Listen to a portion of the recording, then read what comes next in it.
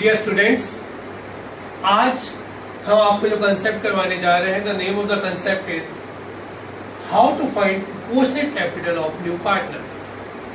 This is from the chapter admission of a partner. इस concept को समझने के लिए हम एक एग्जांपल समझते हैं कि ए एंड बी पार्टनर है शेयरिंग 3:2 और मिस्टर सी को वो 1/6 शेयर के लिए एंटर कर रहे हैं.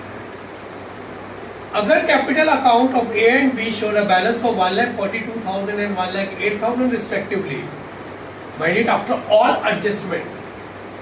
adjustments of revaluation, adjustment of general reserve, adjustment of profit and loss account, goodwill etc.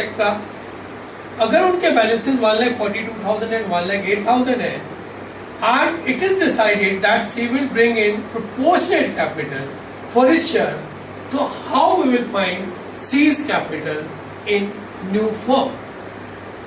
Mind it, ये ऐसे क्वेश्चन है जिसमें C की कैपिटल गिवन नहीं है और आपसे कहा गया है कि C की कैपिटल फाइंड करनी है. उसके लिए जो स्टेप हमें लेने हैं उनको हम एक एक करके सीखना शुरू करते हैं. Step 4, calculating proportionate capital. सबसे पहले हम रिमेनिंग शेयर फाइंड करेंगे. इसका मतलब है कि अगर फर्म के टोटल शेयर 1 है और 1 में से हम न्यू पार्टनर का प्रॉफिट शेयर लेस कर दें तो इसको बोलेंगे हम रिमेनिंग शेयर. क्योंकि अगर आप देखें कि हमारे पास न्यू पार्टनर की कैपिटल गिवन नहीं है, हमारे पास ओल्ड पार्टनर्स की कैपिटल गिवन है, तो कितना प्रॉफिट शेयर वो शेयर कर रहे हैं उसको फाइंड करने के लिए हम 1 minus new partners profit share करेंगे और that will comes to 5/6. It means that A और बी नई फॉर्म में टोटल 5/6 5/6 शेयर रखेंगे.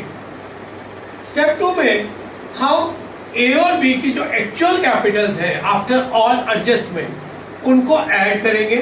तो इस क्वेश्चन में जो एक्चुअल कैपिटल ए की दी हुई थी वो थी 1,42,000, बी की 1,08,000.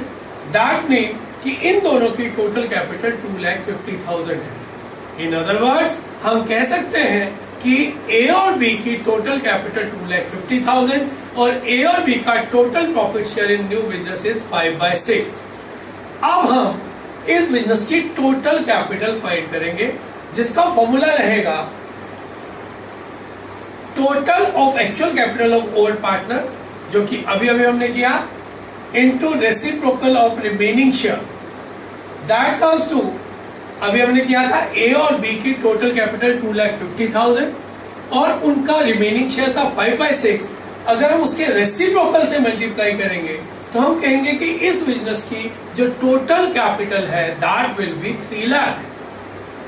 उसके बाद लास्ट स्टेप रहेगा कि अगर हमें यह पता लग गया कि इस बिजनेस की टोटल कैपिटल 3 लाख रुपए है और कोई पार्टनर 1/6 शेयर के लिए आ रहा है तो उसका कैपिटल शेयर टोटल कैपिटल को उसके शेयर से मल्टीप्लाई करके करेंगे.